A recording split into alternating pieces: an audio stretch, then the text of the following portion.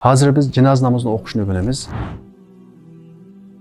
Cenaze namazı bir dua. Shuning uchun buningda tilovat qilinmaydi, sura Fatiha o'qilmaydi. Buning ichining hammasi dua. Masalan, men hozir imom oldimda turdi, imom Allohu akbar degandan keyin men imomga ergashib Allohu akbar, subhanakallahumma bihamdika va tabaraka ismuka va ta'ala jadduka va la ilaha Allohu akbar. Allohumma salli ala Muhammad va ala ali Muhammad kama sallayta ala Ibrahim va ala ali Ibrahim innaka Hamidum Majid. Allohumma barik ala Muhammad kama barakta ala Ibrahim va ala ali Ibrahim innaka Hamidum Majid. Allahu akbar. Allahumma ighfir li hayyina wa mayyitina wa shahidina wa ghaibina wa saghirina wa kabirina wa dhikrina wa unthana. Allahumma man ahyaytahu minna fa ahyihi ala al-islam wa man tawaffaytahu minna fa tawaffihi ala al-iman. Allahumma la tahrimna ajrahu wa la tudilna ba'dahu. Allahumma ighfir lana wa lahu. Allahu akbar. Assalomu alaykum wa rahmatullah. Namazı mana bu şekilde okuldu. Yani başlaş tekbirisinden keyin 3 tekbir var. Yani başlaş tekbirini qilib bo'lgandan keyin subhanakallahumma va bihamdika va tabaraka ismuka va ta'ala jadduka va la ilaha g'ayruk degan bu zikrni o'qiymiz. Undan keyingi, ya'ni ikkinchi tekbirdan keyin Allohumma salli ala va Allohumma barik alani o'qiymiz. Undan keyingi tekbirdan keyin janoza namozining duosini o'qiymiz. Ya'ni Allohumma ighfir li hayyina va mayyitina va shahidina va g'aibina va saghirina va kabirina va dhakarina va unthana. Allohumma man ahyaytahu minna fa ahyihi ala al-islam wa man tawaffaytahu minna fa tawaffihi ala al-iman. Allahumma la tahrimna ajrah ve la tudilna ba'da. Allahumma ighfir lana ve lehu. Erkek şey olsa lehu deymiz, erkek şey olsa laha deymiz. Köp adam bo'lib qolsa